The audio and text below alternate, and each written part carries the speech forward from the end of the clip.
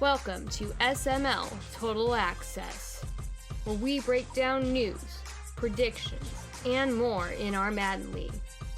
Now, let's get fired up for SML football. Hello and welcome back to SML Total Access. I am Primetime 000, joined by Matt and Dan. What is going on, fellas? NFC. Not much, baby. NFC. Yeah. We'll talk about the NFC in a second here because Woods is the champion. We'll get to that. First down, though. New blood in the SML. There is Torque. There is Scoob. There is Filthy. And if I'm forgetting about somebody else, I'm sorry. But what are your guys' thoughts on kind of the new members, whether it's talent or personality or something else? Matt, you go first.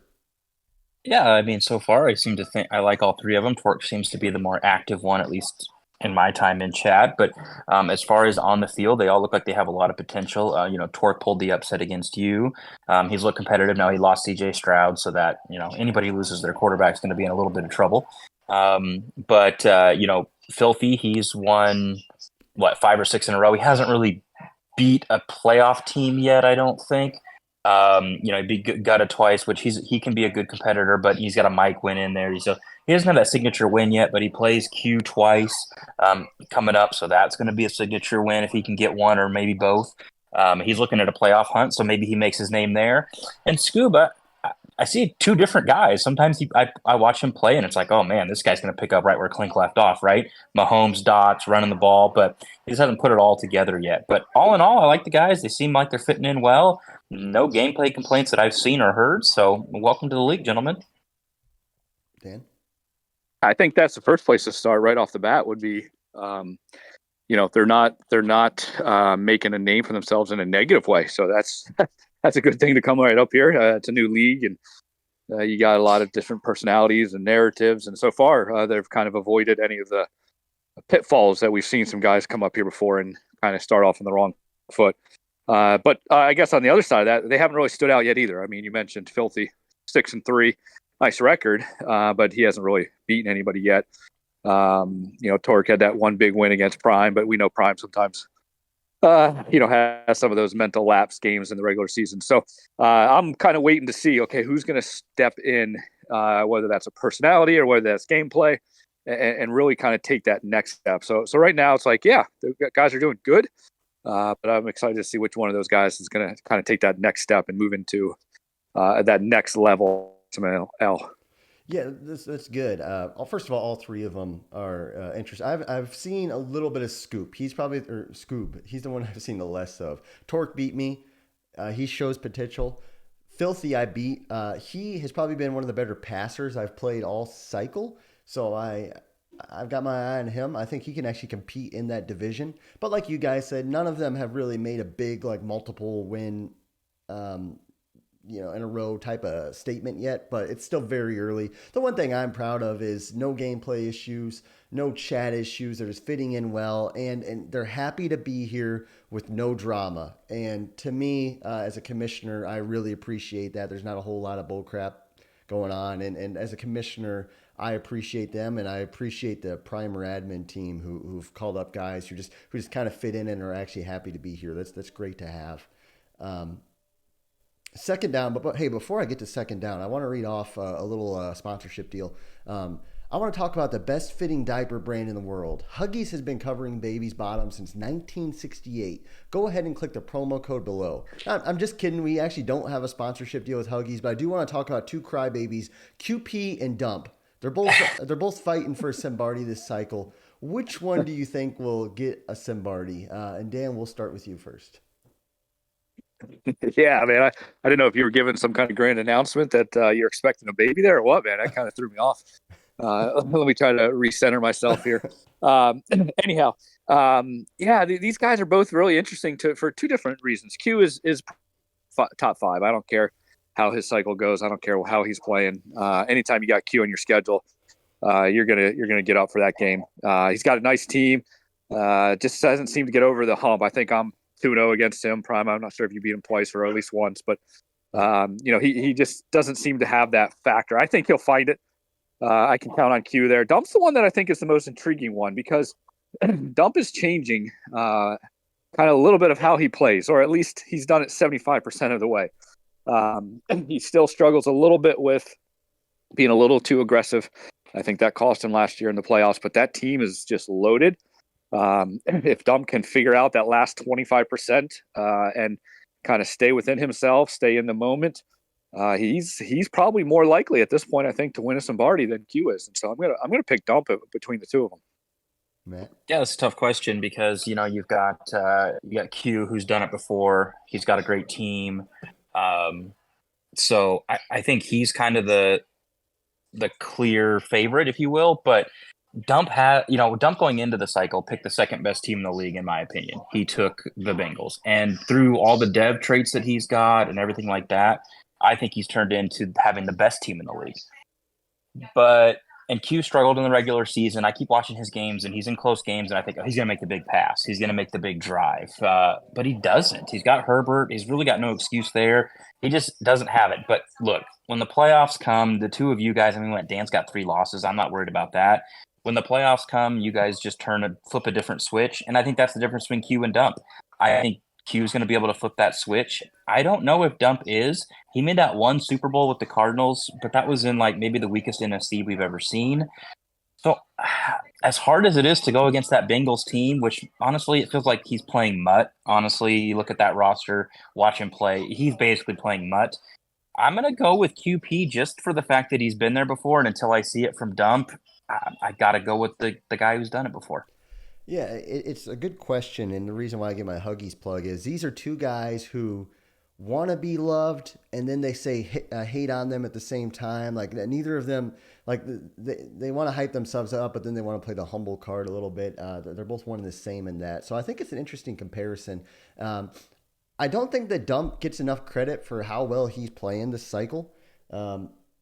He has changed his, and I know his team is really good. I get that, but we've seen a lot of middle of the road players with really good teams not perform at a good level. I mean, just because you have Joe Burrow doesn't mean that you're going to make the right reads. We've seen it with Fig, and we'll talk about Fig a little bit later, making bad reads with Josh Allen. And we've seen it countless times with guys with Patrick Mahomes. Just because you have Patrick Mahomes doesn't mean you're going to be making the right reads. Especially, we've seen Mike, I think, use the Chiefs at one point. We've seen different guys use the Chiefs.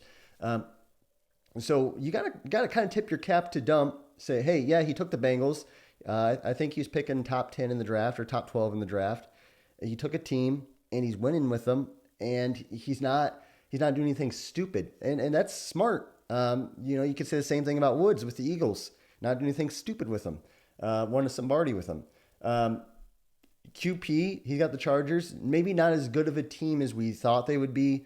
They definitely took a step back from last cycle. They're still QP's favorite team, but they're still a top 7 team probably. I'd have to make a list. But the thing about Q right now, and I think he can get there, he reminds me of like Tom Brady and Tom Brady's last season with the Bucs. It's like, oh, it's Tom Brady here. It's, he's capable of doing it. And he's still putting up good numbers, and he's still leading the top 5 in the league in passing yards or something, but something feels off. It's like the spark is gone, and he no longer has that it factor that Tom Brady carried for 20 plus years. And that's kind of Q right now. He still just does not have that intimidation factor. So if I'm trying to decide if it's Q getting that back for the playoffs, or if Dump can consistently string together those catch fire at the right time. And right now, I'm going to say it's Dump. I think Dump's more dialed in. I think Dump's studying come playoff time. And Dump right now is really close to getting that number 1 seed. So I'm going to go with Dump. Hey, if a little guy like me can win a Super Bowl with the Chargers, QP should win at least one, if not multiple. So, that's my challenge to him. Yeah. It'd be crazy if he can't win it with his hometown team. That'd be like LeBron going back to Cleveland that one time and then not winning with Cleveland. It would have been a bad look. Yeah. It'd be bad. Third down, we talked about it a little bit. Woods is a champion with the Philadelphia Eagles. Some people said NFC would never win one, but Woods did it. He did it for the NFC. Does this kind of change the landscape of AFC versus NFC a little bit? We've also had some departures from the league. Can Woods, or does this change things? Is the NFC going to win multiple Lombardis? And Matt, we'll start with you. I'm going to get to Woods in a second. He definitely deserves a spot on this show, and he will soon. But I'm going to take you guys back down memory lane. I was watching so if you remember, the AFC and the NFC championship games last season were red zoned. And someone, I will not pull their name out, but they'll know who they are if they listen to the show, typed in chat, I'm not even watching the NFC game, because remember, they're both on the left and the right. I'm not even watching the NFC. LOL.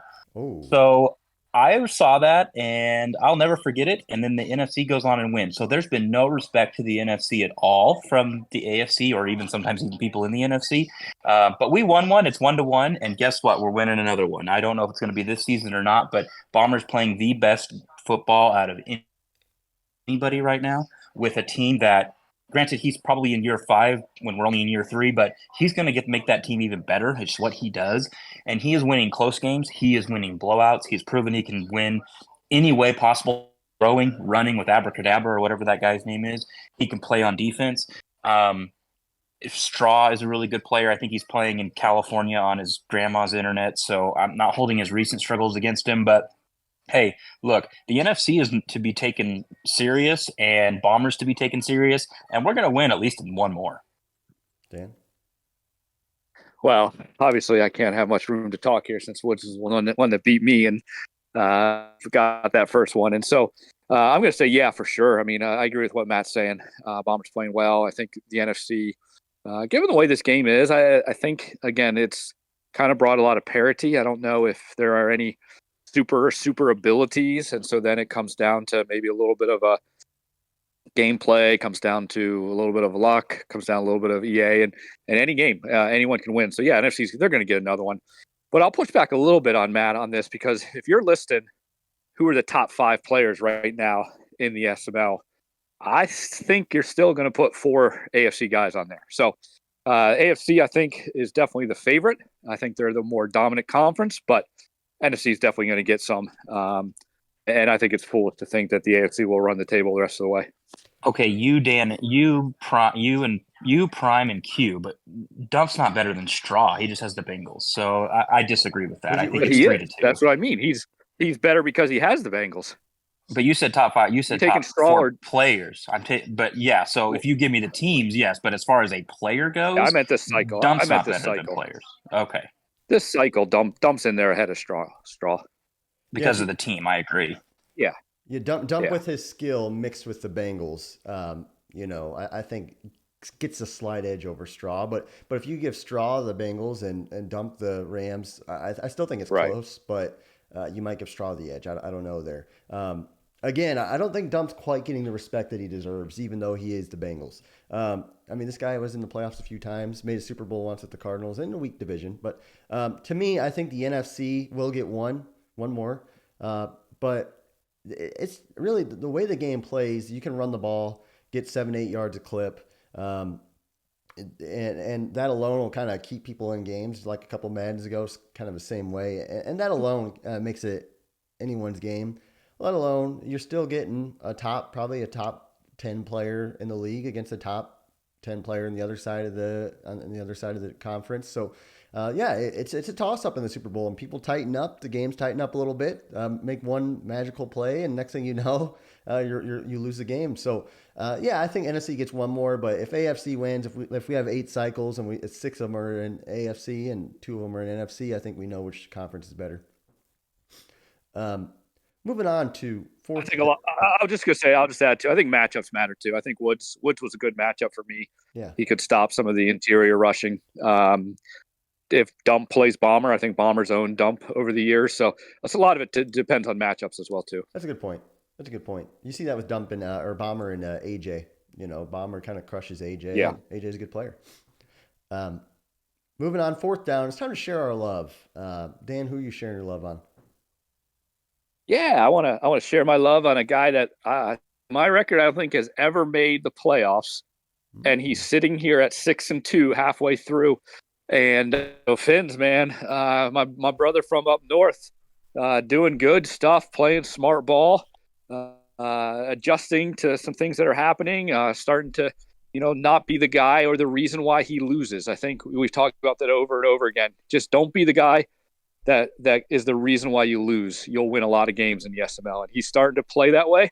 And the way the AFC shaped up, I think Finns is going to make his first ever playoff appearance this cycle, or his entire career in the SML.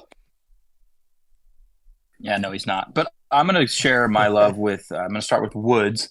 Again, we sat on this show, early October. Prime said, "Hey, I was wrong about AJ. He's not the next big thing." But who is you? And I went through, I think, one or two guys, but I ended on who I really thought was, and I said it's Woods. I said, "Hey, This is a defensive tackle game. This is an inside stuff game, and he's got two of the best defensive tackles in the game. He's got the best inside stuff defensive tackle in the game, outside of Aaron Donald, excuse me." And I said, hey, look, if he could play pass defense and not turn the ball over, he's going to win a Super Bowl or at least be in it. And by golly, he was. So kudos to Woods. I don't think a lot of people saw that coming. And he went through the fire. I mean, beating Dan in the title game, whoever you beat in the AFC is just impressive. But getting through that NFC gauntlet too, he did a really good job. Congratulations, Woods. But I also want to share my love with Gilbert. I played Gilbert recently. And you know what I've always said, even on this show and even in chat, in order for the SML to be successful, you need 32 guys, right? Well, 14, less than half of the league makes the playoffs. It's very easy for guys like you guys, and that if you win, it's easy to stay. You need the guys that lose to not quit. And Gilbert has always, he might say drop F-bombs in chat during his game, but he's always stayed positive. He's funny. He posts memes. He makes fun of himself, etc. He almost beat me. He almost beat Finns. He should have beat Straw. He took him to the wire. And then he beats Monty. Hey, he's hanging in there. He's got the run game figured out with White. Props to Gilbert for taking every game seriously. When you only win one or two, he still brings the passion of wanting to win every game. So that's good. Dan? Oh, we lose Dan. That's all right, Prime. You're a little slow. You already went. Oh, wow. I forgot who you even spread your love on is Finns. Holy cow. I forgot about you, Finns. I love you, buddy. How can I forget about the man up north? I've got a couple guys I'm spreading my love on. First of all, Woods won a Simbardi. Hats off to Woods. Secondly, Tiny Titan. Tiny Titan, I think he's either leading his division or he is he's in the playoff picture, like he's going to make the playoffs kind of thing. After starting off last cycle really slowly, he was really slow. About halfway through, something changed, and he kind of flipped a switch there, and he started being competitive. Fig Newton started off this cycle terrible, awful. Just recently had a big win over Double Rice No Bean after something changed overnight. And then I was thinking, what happened to those three guys? What changed? And I realized SML The Breakdown on Woods, Simbardi Trophy. I worked exclusively with Tiny Titan for multiple weeks, DMing him tips on players, little tendencies, even tendencies on myself. I was mocked. I was told that he was going to make the playoffs one season and then drop back to nothing. Now look at him. Fig Newton DMs me the other day. I tell him change his profile picture to a Phoenix. He's got one of the worst records in the league. He's playing a guy who's tied for the number one seed in the AFC right now, or was, Double Rice No Bean, a guy who plays 10,000 hours of Madden a year. Studies.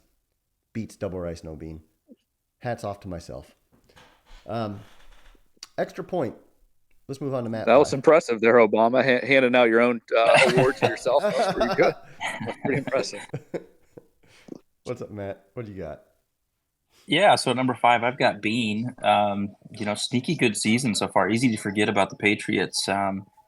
Team wasn't very good to start, but he's turned it into a force. He would have been a lot higher, but he just lost a game to Fig on National Computer Security Day or whatever, where everybody lost. So I'm not going to hold that against him because apparently that's not a holiday to play your games. But hey, he's got wins over Dan. He's got wins over Dump.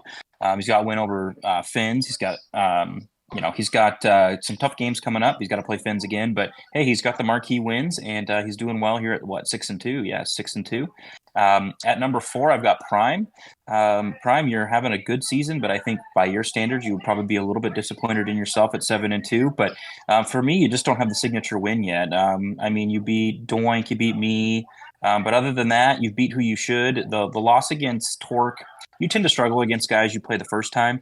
I expect you to bounce back and avenge that loss. But I'm looking at week 12 and 13 for you. Dan, week 12 and QP week 13. You win those games, well, you'll bounce right up there. Yep. QP, I feel like we almost had his funeral on first down, but the guy's 8-1. His only loss is to Dump. He's been playing well. He's got the win over Woods, who I know is struggling, but hey, he's the defending champ. He's beat the brakes off of Meats. He smoked Tiny. He's got some tough games. He's got the Broncos twice, the 6 in a row Broncos. He's got you, Prime. So he's 8-1, despite all we said about him earlier. And then at number 2, I've got Dump. Hey, the guy's playing lights out. You can't really hold it against him. He's beat some really good opponents. He's beat Straw. He's beat Q. His only loss was to Bean in a 2-point game. And Bean has one of the better defenses I've seen. He does have Dan twice still. That's going to shape the AFC North, really. He's got a 2-game lead, but he hasn't played Dan yet. He's got Bomber. He's got Finn. So there's some big games coming up here for Dump. He's got at least four tough games, if not 5. And then at number 1, hey, you got to go with the guy who hasn't lost a game, right? It's Bomber. And again, not just being undefeated, but if you look at his games, or if you've watched him, or if you just go back and look at the stats, he's winning all different ways. It's not like, hey, he runs really well, and if someone stops that, you're going to beat him. He can throw the ball, he can run the ball, he can play defense, and every game he does whatever he needs of those 3 things to win the game. He just had a tight game against AJ. So, hey, Bomber's playing really, really well in every facet. Maybe not in every game, but he figures it out, and he's undefeated, and man, I don't know. I'm impressed by what Bomber's doing. That's good. That's a good list. Very good.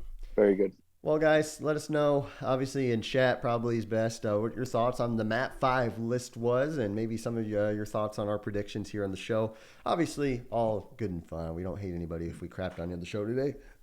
Just sparking some things to talk about. Guys, that is SML Total Access. I'm Primetime 000 with Matt and Dan. Thanks again for watching, and have a great day.